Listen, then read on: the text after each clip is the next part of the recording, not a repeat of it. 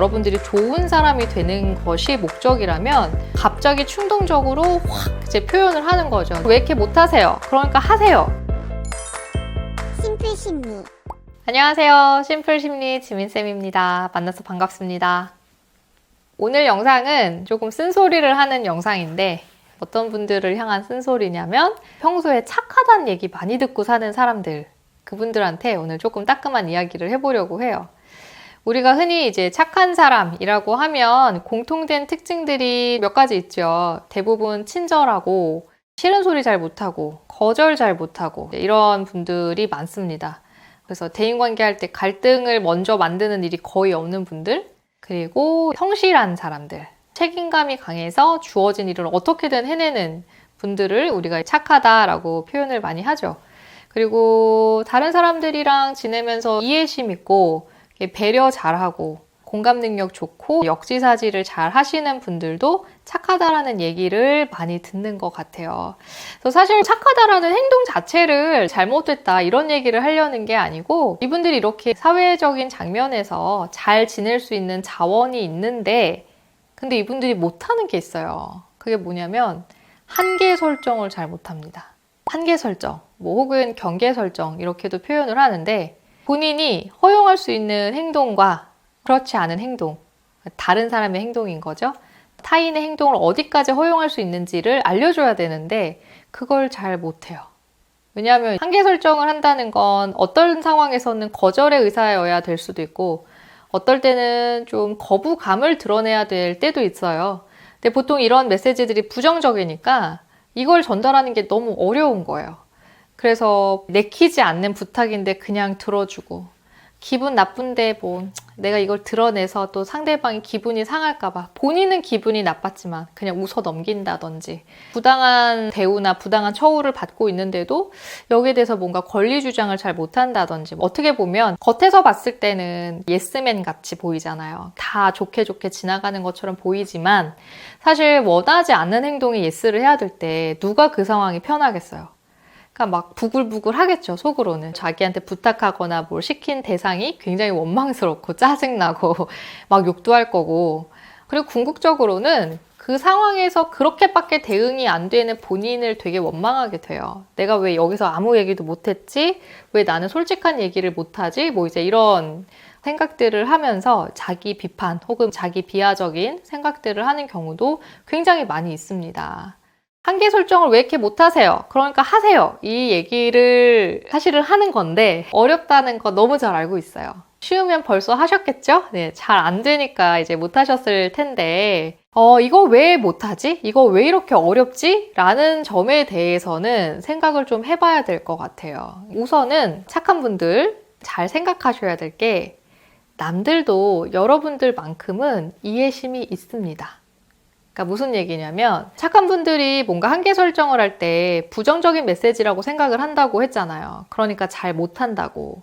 대체로 이분들은 내가 이거 안 돼, 못 해줄 것 같아 라고 이야기를 할 때 상대방이 본인한테 서운함을 느끼거나 본인을 비판하지 않을까 하는 걱정들을 해요. 지레 짐작을 해요. 다른 사람들의 반응을. 근데 사실 이거는 모르는 일이잖아요. 내가 거절을 했는데 기꺼이 그걸 수용할 수도 있는 거거든요. 근데 그 상황을 생각하지 않고 다들 남들이 불만을 가질 거라고 생각한단 말이에요. 이거는 타인에 대한 신뢰가 낮은 거예요. 다른 사람들도 여러분들만큼 남을 이해하려고 하고 공감하려고 합니다. 그러니까 상식적인 수준에서 어떤 나의 힘겨움이나 버거움을 표현하는데 거기에 대해서 무조건적으로 비난하는 사람이 어디 있어요. 그러니까 남을 조금 믿고 다른 사람들도 이거에 대해서 헤아릴 수 있어, 이해해 줄 수 있을 거야 라는 신뢰를 가지고 그 얘기를 좀 시도해 보셨으면 좋겠어요. 그리고 두 번째, 왜 한계 설정이 어렵나?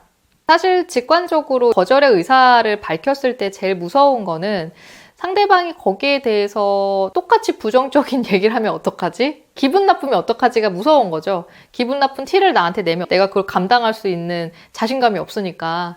그리고 뒤에서 욕하면 어떡하지? 이런 것들일 수도 있죠. 부정적인 평가, 이런 것들에 대한 두려움일 수도 있는데 사실 조금 더 들어가 보면 내가 생각하는 좋은 사람이라는 틀이 있을 거예요. 누구나 다 그런 내적인 기준들이 있으니까 그걸 벗어나는 게 되게 무서운 거일 수도 있어요.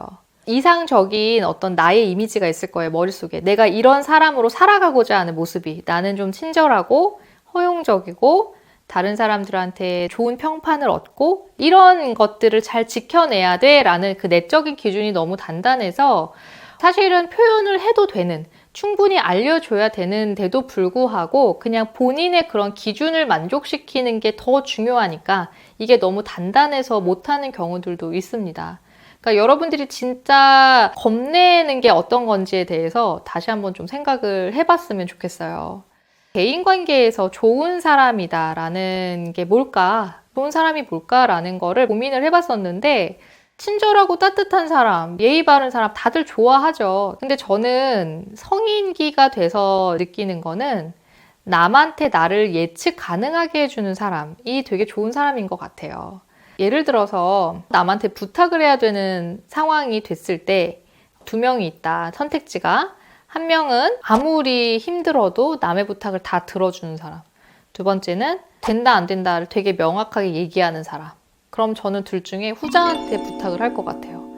왜냐면 이 사람이 하는 얘기는 그냥 믿으면 되는데 뭔가 힘겨운데도 다 들어줄 것 같은 사람한테는 부탁을 하고 나면 저 사람이 진짜 괜찮아서 오케이를 했을까를 저도 고민하게 될 것 같아요. 굉장히 신경이 많이 쓰일 것 같거든요. 그러니까 어떻게 보면 이 사람 생각이 예측이 잘 안 되니까 그렇잖아요.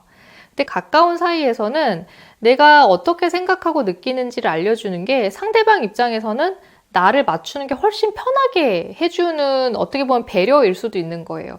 한계 설정이라는 걸 뭔가 화를 내거나 감정적으로 표현하는 거 아니거든요. 그거는 충분히 상식적으로 따뜻하게 표현할 수 있어요. 그거를 알려줌으로써 상대랑 나랑 어떻게 보면 관계가 훨씬 더 건강해질 수도 있단 말이에요. 내가 얘기하지 않아서 상대가 나를 잘 파악하지 못한 상태에서 무례를 반복하는 걸 수도 있는데 내가 말하지 않았기 때문에 잘못인지조차 모르고 하는 거일 수도 있어서 저는 정말 여러분들이 좋은 사람이 되는 것이 목적이라면 더더욱이 여러분이 좋고 싫음에 대해서 알려주시는 게 맞다고 생각을 합니다. 착한 분들이 그 힘겨움을 계속 죽을 때까지 참을 수 있다 그러면 뭐 한번 참아보라고도 말을 하겠어요. 그냥 뭐 참겠다는데 싸우겠다는 것도 아니고 참겠다는데. 근데 인간은 그 컨테이닝 할 수 있는, 그 담아낼 수 있는 그릇은 어쨌든 한정이 되어 있어요. 제법 잘 참는 분들이 대체로 착한 분들이긴 할 거예요. 그분들의 그릇이 남들보다 좀 크긴 하겠지만 결국에는 넘치면 깨져요. 이게 깨지면 갑자기 충동적으로 확 이제 표현을 하는 거죠. 내가 얼마나 힘들었고 이런 얘기를. 그러면 상대방 입장에선 굉장히 이제 당황스럽고 그렇게 느끼는지 전혀 예측을 못했기 때문에 오히려 관계가 더 어그러지기가 쉬워요. 그렇게 되면. 그래서 그릇이 다 차서 넘칠 때까지 참는 게 아니라 그릇이 조금 찼는데 이거 아슬아슬할지도 모르겠다라고 생각하면 여러분이 그때는 적어도 그때는 나의 상태가 어떤지 그리고 내가 어디까지가 가능할지 이런 것들을 좀 솔직하게 얘기해 주셨으면 좋겠어요. 네, 오늘 심플 심리는 여기까지고요. 저는 또 다음 영상에서 여러분들을 위한 좋은 주제 가지고 찾아오겠습니다. 안녕!